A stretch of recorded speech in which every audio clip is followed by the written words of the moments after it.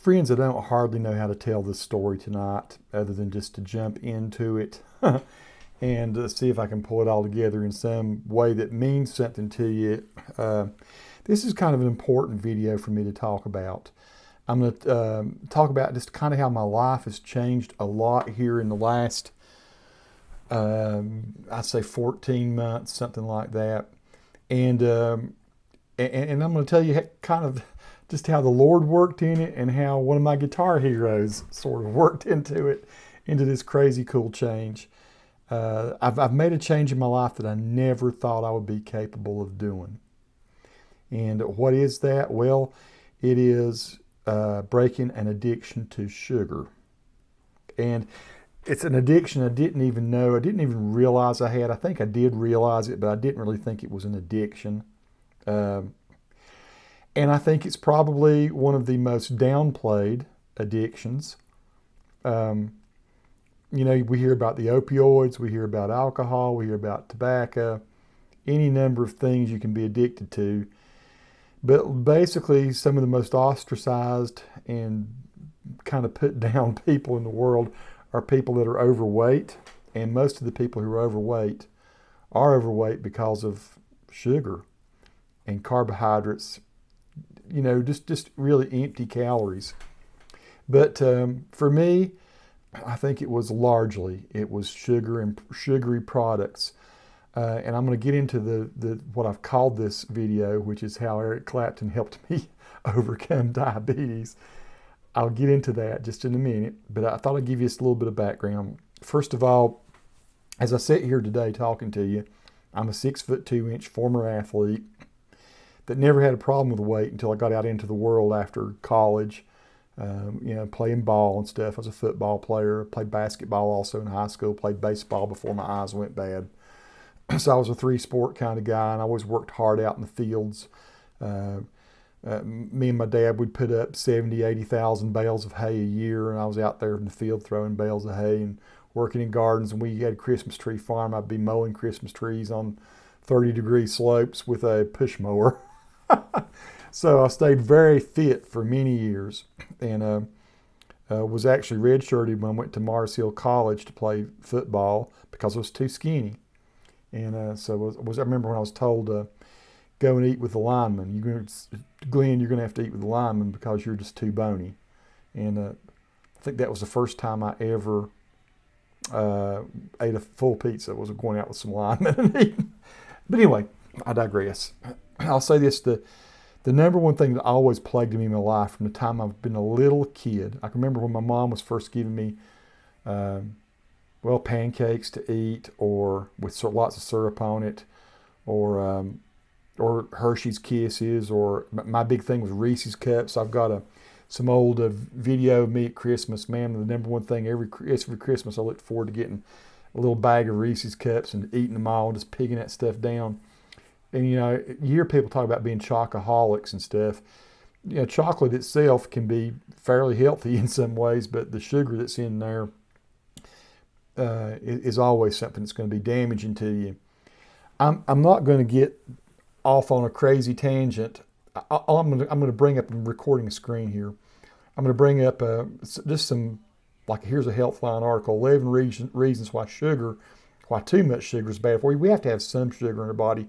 It's better to get it in natural ways, though, rather than refined sugar, high fructose corn syrup, and table sugar. All that stuff's bad for you. And it goes through various different reasons here. I'll pull down, if you see some of them. Maybe it'll let me. Here, it may increase your risk of heart disease. Definitely it does. Has been linked to acne. I don't know. Increases your risk of type 2 diabetes. That's what gave me type 2 diabetes. May increase your risk of cancer. I think definitely so. May increase your risk of depression. Definitely. May accelerate the skin aging process. Can increase cellular aging. Drains your energy. Can lead to fatty liver. I have fatty liver syndrome too, or it's trying to. Hopefully, it's sort of healing itself. I've got another article here. Sugar is not a drug. This is Huffington Post. I'm going between liberal media and maybe conservative media. I don't know, just wherever I find a good article.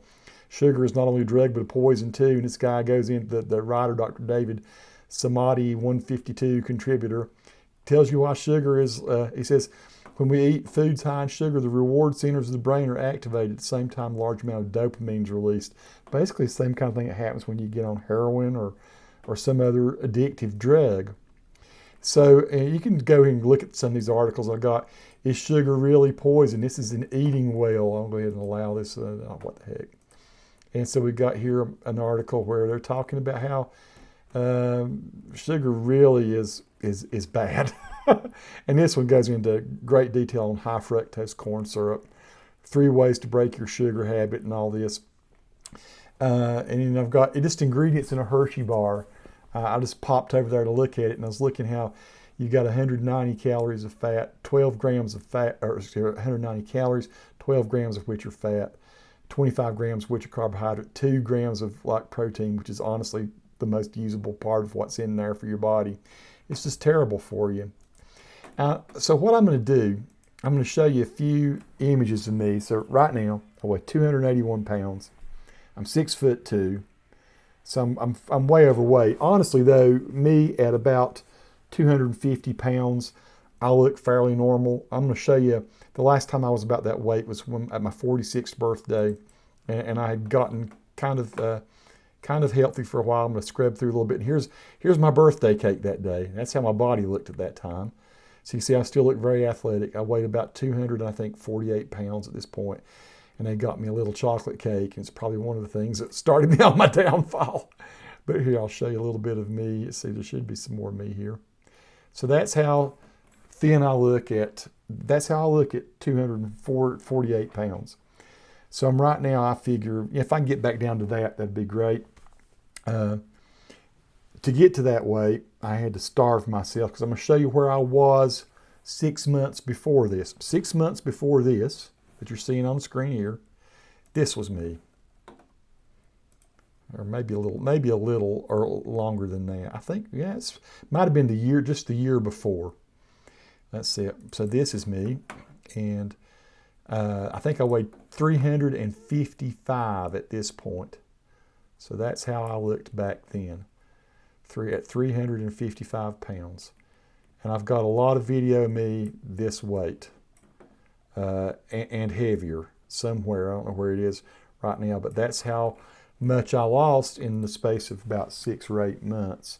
And I did it kind of by starving and just working out like crazy. So that was not a healthy way to do things either. Let me tell you, so I got back onto the bad habits again, started eating bad again, my job became more complex, my life became more complex.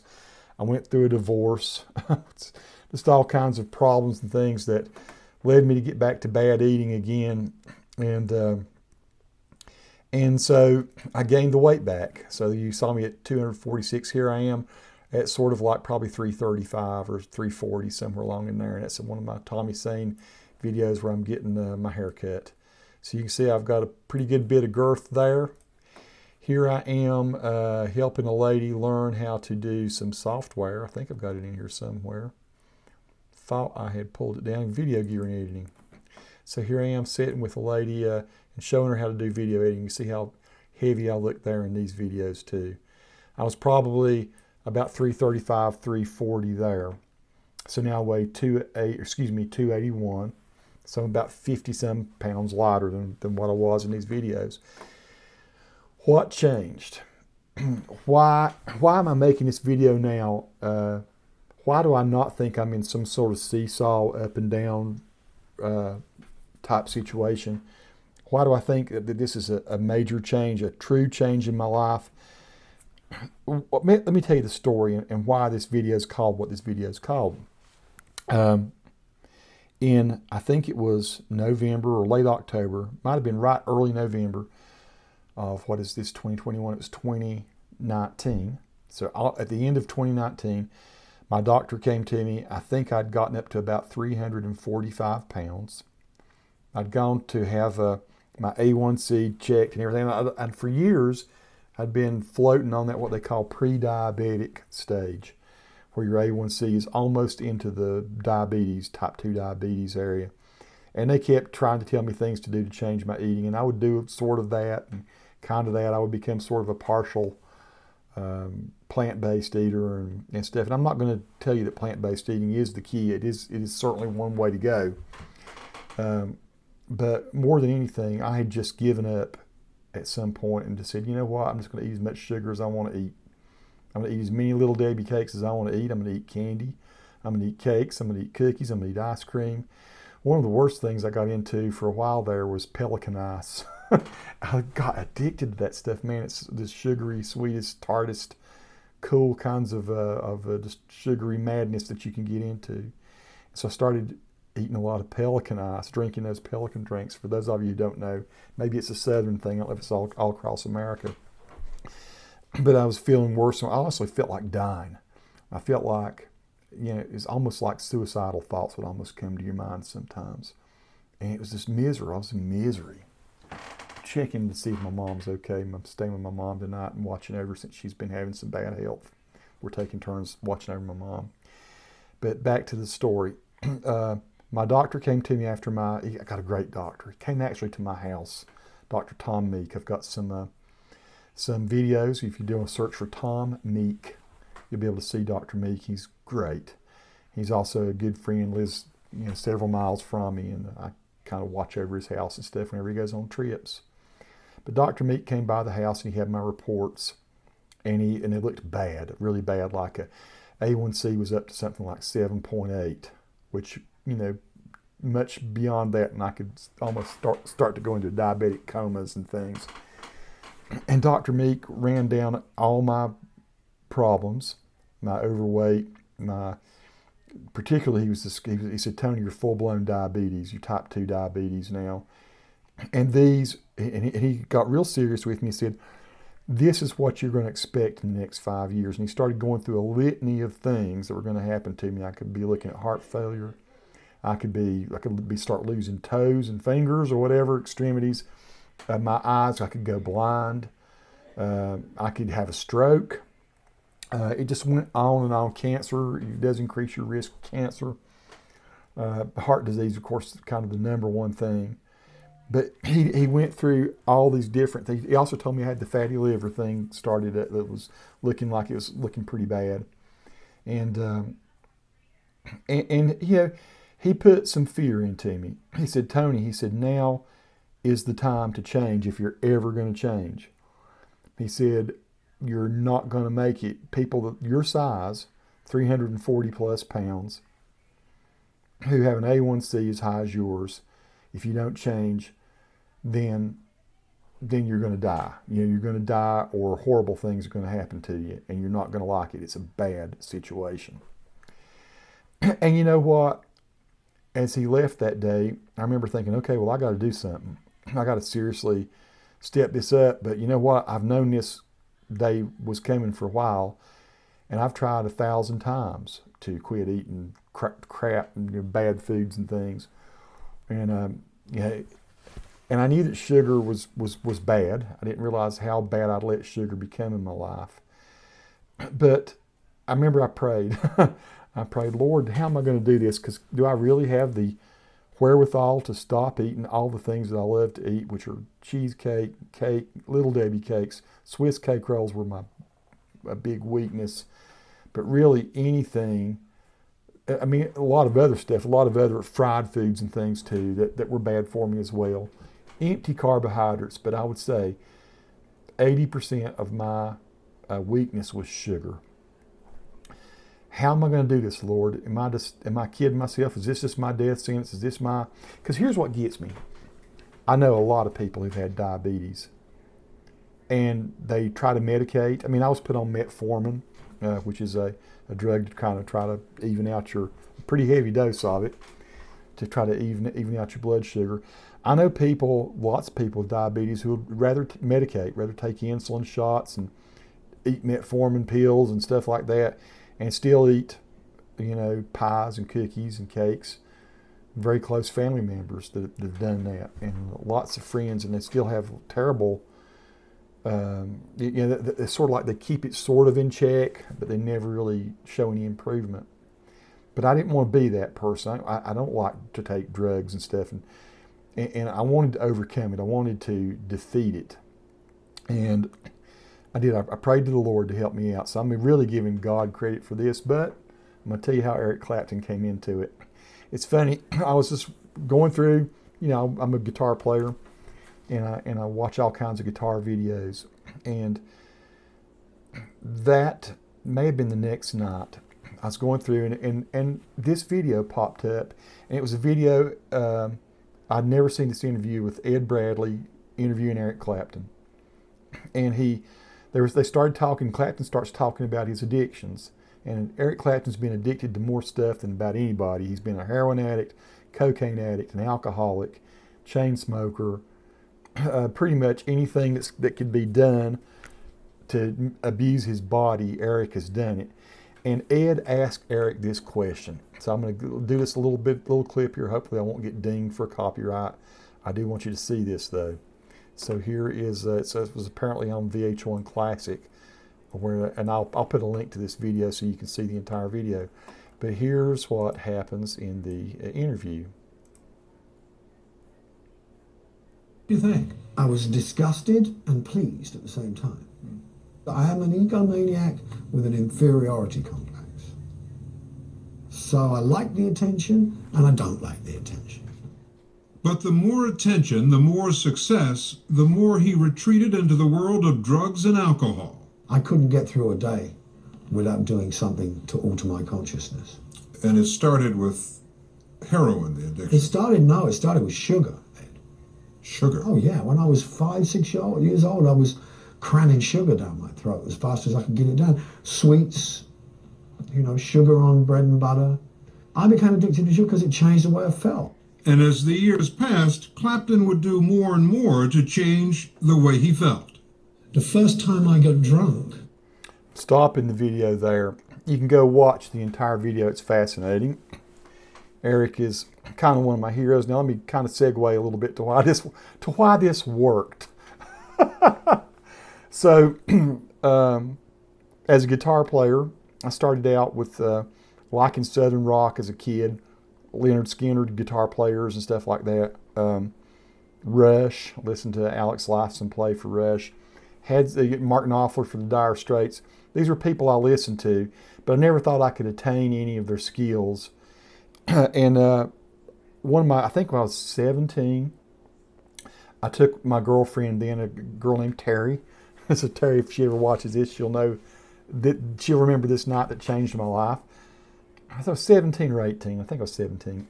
And we went to see Eric Clapton play. And Clapton had been off the radar for a long time. He had been in rehab and had come out and he'd recorded an album, first album in a while, and it was called Another Ticket. And he had a song on there, I think, called I Can't Stand It, something like that. And he was playing at Bristol, Tennessee in a high school gym. And so it wasn't like a massive arena type thing, nice high school gym. And I've told the story before in some other videos. I got right up close. I knew he was a guitar legend, but I honestly didn't know much about him other than he had done Lay Down Sally was a big song then. After Midnight, I'd heard that. That was that era, Wonderful Tonight. So I'd heard Promises, some of these kind of country, rock, pop type songs that he was doing. Tulsa Time, as a matter of fact, that night he opened with Tulsa Time. He had a guitar player behind him named Albert Lee, who was a tremendous guitar player. But anyway, I won't get off on that. It was one of those nights when I pushed to the front. There wasn't even a separator thing between the stage where now they have 3 or 4 feet of security there, and you can't get that close to the stage. But that night I could have reached up and I could have touched Eric Clapton's wah-wah pedal on the stage. That's how close he was to me. And in fact, Terry and I stood right in front of him, and when he would sing really loud, spit would fly off, and I've been spat upon. I've told this story before by Eric Clapton. So yeah, that's gross, but also kind of cool. And that night changed me as a guitar player. That's the night that I didn't make him an idol. I never have made a person an idol, because I've always realized from a young age that people are people. They're not gods. Clapton was not God. But Clapton could be used by God, and he was. I saw that video. So here, the story is Clapton was one of the greatest influences in my life from then on. I studied. I bought the next album he came out with, which was that concert. It's called Just One Night, taken from that very Chris Stanton playing keyboards. I can't remember, he played bass and drums. He had Albert Lee and Eric, and a lot of guitar players will mention that album as being one of the albums that changed their life. Greg Koch, one of my favorite guitar players, mentions that album as being one that was kind of seminal in his guitar education. Same for me. And so I always have admired Eric, and I've seen him 2 more times since then. And so he's one of my heroes, as an earthly guitar hero goes. But I think God meant for me to see that video that night, because I never had looked at sugar as an addiction. Eating sugar is an addiction. It was just one of those little sins you get. I just overeat. I eat kind of trashy foods. I'm a chocoholic. It's kind of stuff you almost joke about. Yeah, I ate too much sugary mess, but you need sugar. Your brain needs sugar, right? Your body needs sugar. You need energy. You need a quick boost. But the thing I realized over the years, and in particular as I got older, is that it really was like a poison. It was that kind of thing that you'd eat it and you'd almost go into a sugar coma. I would go eat tons of sugar, and the more of it I ate, the more I wanted to eat. I went from eating some of these things where you saw me really fat there. That's when I would go buy maybe a box of Little Debbie cakes and 2 or 3 candy bars. Or I'd buy a bunch of Skittles and eat a whole bag of Skittles watching a basketball game or football game or something on TV. Or eat a whole half gallon of ice cream or a sherbet. Or, go buy a cheesecake and eat half of a cheesecake. And it's because it just perpetuates itself, the need for it, just like any drug does. It's just as powerful, friends, as heroin or cocaine or meth. I mean, I know these things. For me to say that, a lot of people would say you're crazy, you're stupid, you shouldn't say that. I think it absolutely is just as powerful for what it does to you. And there, Clapton said what Clapton did. He realized that's what got him into his addictive state. It made him feel different. It made him feel better. I always took pride that I never smoked. I've drunk very little alcohol in my life, honestly. I don't drink any alcohol at all now. I've never taken any drugs. I've never even smoked marijuana. I've taken pride in the fact that I've never got addicted to anything. I would never get addicted to drugs. And the whole time I was lying to myself, from the time I was a little bitty baby until I'm 55 years old, I'm killing myself with sugar. One of the things that's said here, one of these articles, is that high fructose corn syrup is just a slow poison. It can kill you over the course of your lifetime. It's going to kill you. What happened, that Eric Clapton, him saying that and me respecting him, it just like hit me like a ton of bricks. And I said that night, I am just as big. All Clapton did was progress to something else, and I stayed on the same one. He progressed to what you would say more celebrated forms of addiction, right? More high publicity forms of addiction, because what he was addicted to was something that was illegal, something that rich people, the rich and famous, get addicted to. And he could do that and stay skinny looking and play guitar great, even though ultimately it almost killed him. Me, it made me fat and ugly and out of shape, and it made me less productive in the world. Even though I worked hard and I still gained a great reputation as a graphic designer and as a videographer and as a writer, all the things that I'd been trained to do and that God had given me gifts to be, I never gained any respect because I was a big fat wad that just was an addict, an absolute addict of sugar. All I want to do tonight, 25 minutes I'm into this video talking, is just stress to people that it is an addiction. If you've got it, just get that set in your head. And then just whatever you turn to give you the strength to do it, whether it's your own will. I think that it was largely my own will, but I think it was the will of God that I saw that. I think God put before me somebody that I respected, somebody that could reach me because of my interest in what he does, and because of my admiration for him. For some reason, that stuck in my head, unlike anything a doctor would say, unlike anything any just friend would come up to me and say, Tony, do you think you're eating too much sugar? My best friend in the world could come up to me and said that, and I'd laughed it to scorn, as the Bible would say. But Eric Clapton telling me that his biggest addiction, his first addiction was sugar, that stuck in my head. And every day, every time, even to this day, here's what's crazy. So I've lost what? 60 pounds. And I've not hardly changed my activity level. I walk a little bit more because I feel more like walking now. I walk a crazy dog every day. But I'm getting more steps in. But basically because I just started cutting the sugar back. I used to work out so hard that when I got down to 246 pounds, I was spending an hour and a half a day on an elliptical trainer to get down to that. Still eating food that wasn't great for me, but I was eating much less food. I went through starvation periods where I would just eat totally unhealthy, and I was doing crazy amounts of exercise. Exercise, honestly, was almost unhealthy to do. This time, it's been walking dogs, been walking in the woods, enjoying some hikes, barely lifting any weights at all, doing yard work, building a fence for my dog, working in the garden, trimming trees, stuff I like to do and appreciate doing. I guess sitting up kind of late at night and playing guitar rather than sitting around chowing on sugary snacks and watching television.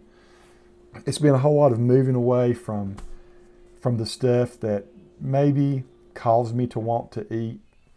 But more than anything, it's been just leaving sugar alone. Right now, I've not had, since that day in early November of 2019, 2019, I've not had any cake. I've not had any cookies. I've had not one candy bar. Hard for me to believe. I would eat 10, 12, 15, 20 candy bars a week. No Skittles, no candied popcorn, no Little Debbie cakes, no sugary drinks. Now I do. So everybody will tell you that Diet Pepsi and Diet Coke is just the worst thing in the world. I'm here to tell you I need some caffeine, and I don't think it's the worst thing in the world. I think the ones with sugar in it are the ones that are really bad. I don't drink exorbitant amounts of diet drinks, but I do still drink diet drinks. I still don't eat great. I've lost 60 pounds and still eat like a hoss. I still do. Only thing I've done is cut out all the sugary stuff, the empty calories. I have cut out white bread, which, can turn to sugar in your system. I eat Dave's Killer Bread, the good seed, and it has some sugar in it, but not high levels of it. And I don't eat exorbitant amounts of that. It is mostly fruits and vegetables and lean meats that I eat. Pork chop once in a while. Some fish, although fish has started giving me gout. That's not a good thing. So particularly the shellfish. So I'm having to curtail stuff like that. But the only main meats I eat are poultry and a little bit of maybe a pork chop once in a while. I put a pork chop video out last week. The other white meat. So that's it. I've not worked out hard. I've not done anything insane to lose it. I just got it in my head that it's an addiction and that I don't want to be an addict. And I remember every day that it is an addiction and it's something that I can't dabble with. At Christmas this year, everybody always brings in chocolates and stuff, and at Halloween, and they bring them into my place of work, and they used to fill up bowls. I still do, bowls of chocolate. I'd walk by bowls of chocolate every day and look at it and think, how in the world could I pass that? I can pass it now because I don't want to be an addict. So thank you, God Almighty, for helping me and putting one of my guitar heroes before me in a way that I wasn't expecting. And that one little excerpt from a video that has changed my life. And you know what? I think I've totally overcome it. I don't think I'll ever again be addicted to sugar. At least I'm not gonna I'll take it day by day. But I mean, folks, I had it so bad. You can see here, just so you'll know. So you saw me at 355 pounds. The highest I ever got was 383, and I thought I was going to bust out of my skin. I did get to the most I've ever weighed is 383, so roughly 102 pounds more than what I weigh now. So yeah, my hope is to get down to a natural, not unnatural, about 250, like what you saw in the other video there, where I looked pretty fit. As a 6'2" former tackle linebacker guy, 250 pounds is okay. I like being a little bit heavy. I like to know that I can hold my ground if I need to. That's it, folks.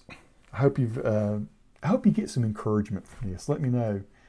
If you're a sugar addict, let me know if this has maybe influenced you in any way. If maybe me talking to you this way has talked you down just a little bit.